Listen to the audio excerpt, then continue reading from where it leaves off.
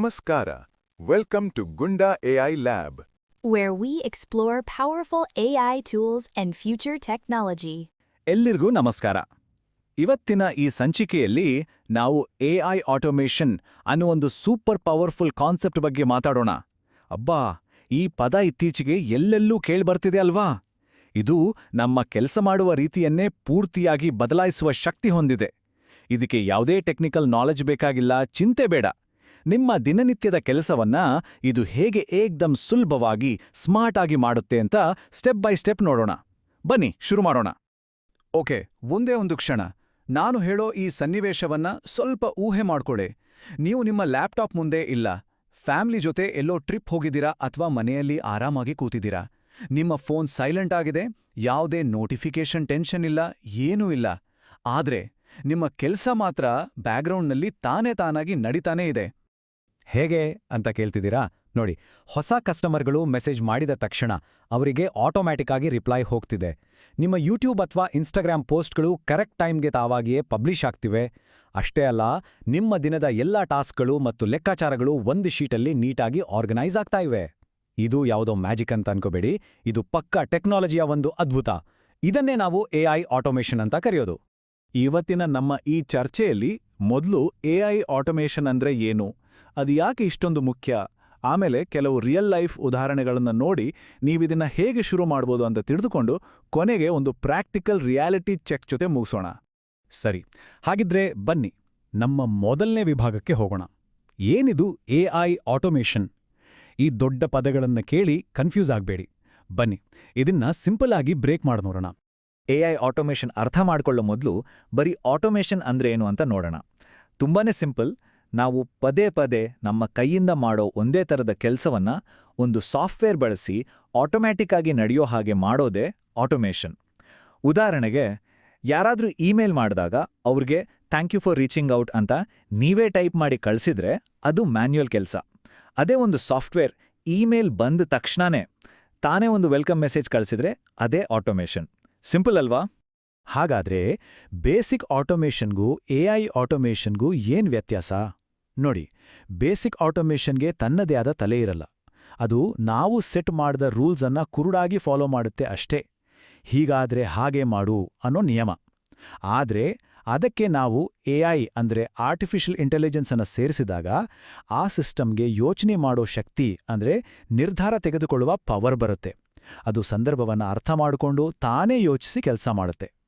ಉದಾಹರಣೆಗೆ, basic automation ಕೇವಲ email ಬಂತು ಅಂತ ನೋಡುತ್ತೆ. ಆದರೆ ಎಐ ಆಟೋಮೇಷನ್ ಆ ಇಮೇಲ್ನ ಭಾವನೆ ಏನು, ಕಂಪ್ಲೇಂಟ್ ಮಾಡ್ತಿದ್ದಾರಾ, ಪ್ರಶ್ನೆ ಕೇಳ್ತಿದ್ದಾರಾ ಅಥವಾ ಹೊಗಳ್ತಿದ್ದಾರಾ ಅಂತ ಅರ್ಥ ಮಾಡಿಕೊಂಡು ಅದಕ್ಕೆ ತಕ್ಕಂತೆ ಬೇರೆ ಬೇರೆ ಉತ್ತರ ಕಳಿಸುತ್ತೆ.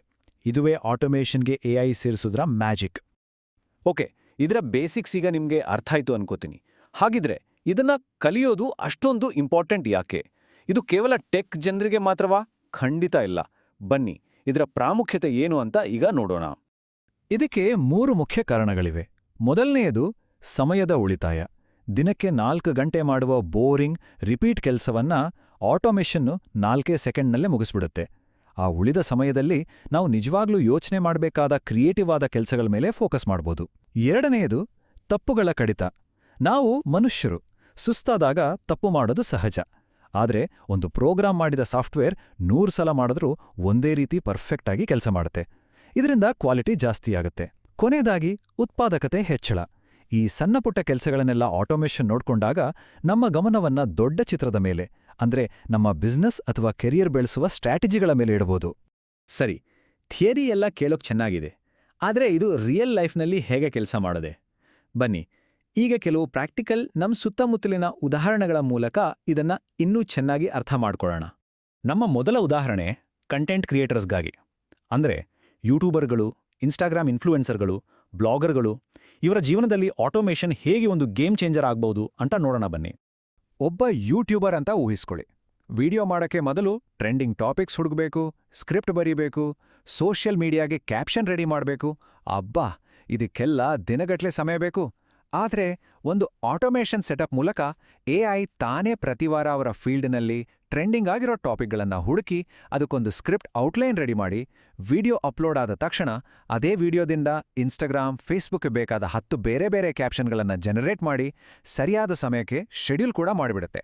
ಸೊ ಕಂಟೆಂಟ್ ಕ್ರಿಯೇಟರ್ ಕೇವಲ ವಿಡಿಯೋ ಶೂಟ್ ಮಾಡೋದ್ರ ಮೇಲೆ ಫೋಕಸ್ ಮಾಡಿದ್ರೆ ಸಾಕು.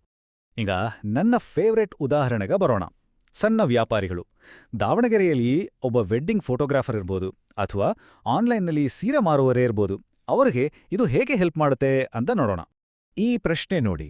ಹಬ್ಬದ ಸೀಸನ್ನಲ್ಲಿ ನೂರಾರು ಜನ ಬೆಲೆ ಎಷ್ಟೋ, ಪ್ಯಾಕೇಜ್ ಡೀಟೇಲ್ಸ್ ಕಳಿಸಿ ಅಂತ ಇನ್ಸ್ಟಾಗ್ರಾಮ್ನಲ್ಲಿ ಮೆಸೇಜ್ ಮಾಡಿದ್ರೆ ಒಬ್ಬೊಬ್ರಿಗೂ ಮ್ಯಾನ್ಯುಯಲ್ ಆಗಿ ರಿಪ್ಲೈ ಮಾಡೋದು ಅಸಾಧ್ಯದ ಮಾತು, ಹಾದಲ್ವಾ? ಎಷ್ಟೋ ಮೆಸೇಜ್ಗಳು ಮಿಸ್ ಆಗೋ ಚಾನ್ಸ್ ಇರುತ್ತೆ. ಇಲ್ಲೇ ನೋಡಿ ಎಐ ಆಟೋಮೇಷನ್ ಗೇಮ್ ಚೇಂಜರ್ ಆಗೋದು. ಪರಿಹಾರ ಇಲ್ಲಿದೆ ನೋಡಿ. ಝೇಪಿಯರ್ನಂತಹ ಟೂಲ್ಸ್ ಬಳಸಿ ಯಾರಾದರೂ ಪ್ರೈಸಿಂಗ್, ಕಾಸ್ಟ್ ಅಥವಾ ಹೌ ಮಚ್ ಅಂತ ಕೇಳಿದ ತಕ್ಷಣ ಎಐ ಅದನ್ನು ಅರ್ಥ ಮಾಡಿಕೊಂಡು ಆಟೋಮ್ಯಾಟಿಕ್ ಆಗಿ ನಿಮ್ಮ ಪ್ರೈಸಿಂಗ್ ಡೀಟೇಲ್ಸ್ ಇರೋ PDF ಕ್ಯಾಟ್ಲಾಗ್ ಅನ್ನು ಅವರಿಗೆ ಕಳಿಸ್ಬಿಡುತ್ತೆ. ಅಷ್ಟೇ ಅಲ್ಲ, ಆ ಕಸ್ಟಮರ್ ಹೆಸರನ್ನ ಒಂದು ಗೂಗಲ್ ಶೀಟ್ನಲ್ಲಿ ಹಾಟ್ ಲೀಡ್ ಅಂತ ಸೇವ್ ಮಾಡಿ 24 ಗಂಟೆ ನಂತರ ಏನಾದರೂ ಪ್ರಶ್ನೆಗಳಿದೆಯಾ ಅಂತ ಒಂದು ಫಾಲೋ ಅಪ್ ಮೆಸೇಜ್ ಕೂಡ ಕಳಿಸ್ಬೋದು. ಇದರಿಂದ ಮ್ಯಾನ್ಯುಯಲ್ ಕೆಲಸ ಸಂಪೂರ್ಣವಾಗಿ ಝೀರೋ, ಒಂದೇ ಒಂದು ಲೀಡ್ ಕೂಡ ಮಿಸ್ ಆಗಲ್ಲ. ಆಟೋಮೇಷನ್ ಅಂದ್ರೆ ಕೇವಲ ಬಿಸ್ನೆಸ್ಗೆ ಮಾತ್ರ ಅಲ್ಲ, ಇದು ನಮ್ಮೆಲ್ಲರ ಪರ್ಸನಲ್ ಲೈಫ್ನಲ್ಲೂ ಹೆಲ್ಪ್ ಮಾಡಬಲ್ಲದು. ವಿಶೇಷವಾಗಿ ನಮ್ಮ ಸ್ಟೂಡೆಂಟ್ಸ್ ಕೂಡ ತಮ್ಮ ಪರ್ಸನಲ್ ಪ್ರೊಡಕ್ಟಿವಿಟಿಯನ್ನು ಹೆಚ್ಚಿಸಿಕೊಳ್ಳಲು ಇದನ್ನು ಬಳಸ್ಬೋದು. ಅದು ಹೇಗೆ ಅಂತೀರಾ? ಒಬ್ಬ ವಿದ್ಯಾರ್ಥಿ ತಮ್ಮ ಎಕ್ಸಾಮ್ ಟೈಮ್ ಟೇಬಲನ್ನು ಎಐಗೆ ಕೊಟ್ಟರೆ ಸಾಕು, ಅದು ಅವರಿಗಾಗಿ ಒಂದು ಪರ್ಫೆಕ್ಟ್ ಸ್ಟಡಿ ಪ್ಲಾನ್ ರೆಡಿ ಮಾಡುತ್ತೆ. ಕಷ್ಟದ ಸಬ್ಜೆಕ್ಟ್ಗೆ ಹೆಚ್ಚು ಸಮಯ, ಸುಲಭದ ಸಬ್ಜೆಕ್ಟ್ಗೆ ಕಡಿಮೆ ಸಮಯ ಅಂತ ಒಂದು ಬ್ಯಾಲೆನ್ಸ್ಡ್ ಪ್ಲಾನ್ ರೆಡಿ ಮಾಡುತ್ತೆ. ಪ್ರತಿದಿನ ಯಾವತ್ತೂ ಏನು ಓದಬೇಕು ಅಂತ ಟಾಸ್ಕ್ ರಿಮೈಂಡರ್ಸ್ ಕೊಡುತ್ತೆ. ಅಷ್ಟೇ ಅಲ್ಲ, ಅಲ್ಲಲ್ಲಿ ಸೇವ್ ಮಾಡಿರೋ ಡಿಜಿಟಲ್ ನೋಟ್ಸನ್ನ ಕೂಡ ಸಬ್ಜೆಕ್ಟ್ ಪ್ರಕಾರ ಆರ್ಗನೈಸ್ ಮಾಡಿ ಒಂದೇ ಕಡೆ ತಂದಿಡುತ್ತೆ. ಇದರಿಂದ ಸ್ಟೂಡೆಂಟ್ಸ್ ಗಮನ ಕೇವಲ ಓದುವುದರ ಮೇಲೆ ಮಾತ್ರ ಇರುತ್ತೆ. ಇದೆಲ್ಲ ಕೇಳಿದ ಮೇಲೆ ಸರಿ, ಇದೆಲ್ಲ ಸೂಪರ್ ಆಗಿದೆ, ಆದರೆ ಇದನ್ನ ಶುರು ಮಾಡೋದು ಹೇಗೆ ಅನ್ನೋ ಪ್ರಶ್ನೆ ನಿಮ್ಮ ತಲೆಯಲ್ಲಿ ಬರ್ತಿದೆ ಅಲ್ವಾ? ಇದಕ್ಕೆ ಕೋಡಿಂಗ್ ಗೊತ್ತಿರಬೇಕಾ ಅಥವಾ ಇದು ತುಂಬ ದುಬಾರಿನಾ? ಖಂಡಿತ ಇಲ್ಲ. ಬನ್ನಿ ಅದಕ್ಕೆ ಉತ್ತರವನ್ನ ಈ ವಿಭಾಗದಲ್ಲಿ ನೋಡೋಣ. ಇಲ್ಲಿ 3 ಸಿಂಪಲ್ ಸ್ಟೆಪ್ಸ್. ಮೊದಲು, ಝೇಪಿಯರ್ ಅಥವಾ make.com-ನಂತಹ ನೋ-ಕೋಡ್ ಪ್ಲಾಟ್ಫಾರ್ಮ್ಗಳಲ್ಲಿ ಒಂದು ಫ್ರೀ ಅಕೌಂಟ್ ಕ್ರಿಯೇಟ್ ಮಾಡಿ ಸ್ವಲ್ಪ ಎಕ್ಸ್ಪ್ಲೋರ್ ಮಾಡಿ. ಎರಡನೇದು, ಮತ್ತು ಇದು ತುಂಬನೇ ಮುಖ್ಯ, ಸಣ್ಣದಾಗಿ ಶುರು ಮಾಡಿ. ಮೊದಲ ದಿನವೇ ಒಂದು ದೊಡ್ಡ ಸಿಸ್ಟಮ್ ಕಟ್ಟಲು ಹೋಗಬೇಡಿ. ಉದಾಹರಣೆಗೆ, ನನಗೆ ಒಂದು ಇಮೇಲ್ ಬಂದ್ರೆ ಆ ಕಳಿಸಿದವರ ಹೆಸರು ಒಂದು ಗೂಗಲ್ ಶೀಟ್ನಲ್ಲಿ ಸೇವ್ ಆಗಬೇಕು ಅನ್ನುವಂತಹ ಒಂದು ಚಿಕ್ಕ ಸರಳ ಟಾಸ್ಕನ್ನು ಆಟೋಮೇಟ್ ಮಾಡಿ. ಒಮ್ಮೆ ಅದು ಸಕ್ಸಸ್ ಆದ್ಮೇಲೆ ನಿಧಾನವಾಗಿ ಅದಕ್ಕೆ ಇನ್ನೊಂದು ಸ್ಟೆಪ್ ಸೇರಿಸಿ ಹಂತ ಹಂತವಾಗಿ ದೊಡ್ಡ ಸಿಸ್ಟಮ್ಗಳನ್ನು ಬಿಲ್ಡ್ ಮಾಡ್ತಾ ಹೋಗಿ. ಈಗ ಒಂದು ಪ್ರಾಮಾಣಿಕವಾದ ಮಾತಿಗೆ ಬರೋಣ. ಆಟೋಮೇಷನ್ನಿಂದ ಆಗುವ ಅದ್ಭುತಗಳ ಬಗ್ಗೆ ನಾವು ಮಾತಾಡಿದ್ದೇವೆ. ಆದರೆ ಈ ಉತ್ಸಾಹದಲ್ಲಿ ಕೆಲವು ವಾಸ್ತವದ ಸಂಗತಿಗಳನ್ನು ನಾವು ಮರಿಬಾರ್ದು. ಈ ಸ್ಲೈಡ್ನಲ್ಲಿರೋ ಮಾತು ತುಂಬ ಇಂಪಾರ್ಟೆಂಟ್. ಆಟೋಮೇಷನ್ ಅನ್ನೋದು ರಾತ್ರೋರಾತ್ರಿ ಆಗೋ ಮ್ಯಾಜಿಕ್ ಅಲ್ಲ. ಇದೊಂದು ಕೌಶಲ್ಯ, ಒಂದು ಸ್ಕಿಲ್.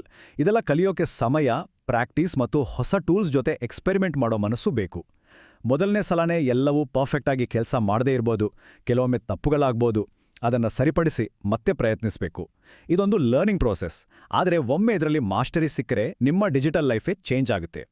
ಸರಿ, ನಾವೀಗ ಕೊನೆ ಹಂತಕ್ಕೆ ಬಂದಿದ್ದೇವೆ. ಇವತ್ತು ಕಲ್ತಿದ್ದನ್ನೆಲ್ಲ ಒಮ್ಮೆ ನೆನ್ಪಿಸ್ಕೊಂಡು ನಮ್ಮ ಮುಂದಿನ ಹೆಜ್ಜೆ ಏನಾಗಿರ್ಬೇಕು ಅಂತ ನೋಡೋಣ.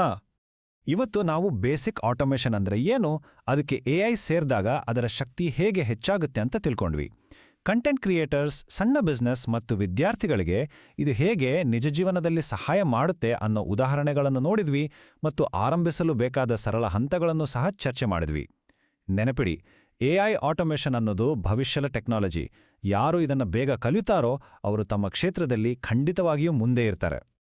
ಈ ಮಾಹಿತಿ ಉಪಯುಕ್ತ ಅನಿಸಿದ್ರೆ ಇದೇ ರೀತಿ ಇನ್ನಷ್ಟು ವಿಷಯಗಳನ್ನು ಕಲಿಯಲು ನಮ್ಮೊಂದಿಗೆ ಜೋಡಿರಿ.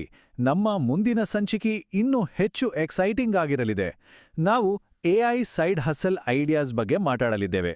ಅಂದರೆ ಎಐ ಅನ್ನು ಬಳಸಿ ದಿನಕ್ಕೆ ಕೇವಲ 2 ಗಂಟೆ ಕೆಲಸ ಮಾಡಿ ಒಂದು ಎಕ್ಸ್ಟ್ರಾ ಇನ್ಕಮ್ ಹೇಗೆ ಮಾಡಬಹುದು ಅನ್ನೋ ಬೆಸ್ಟ್ ಐಡಿಯಾಗಳನ್ನು ಚರ್ಚೆ ಮಾಡೋಣ.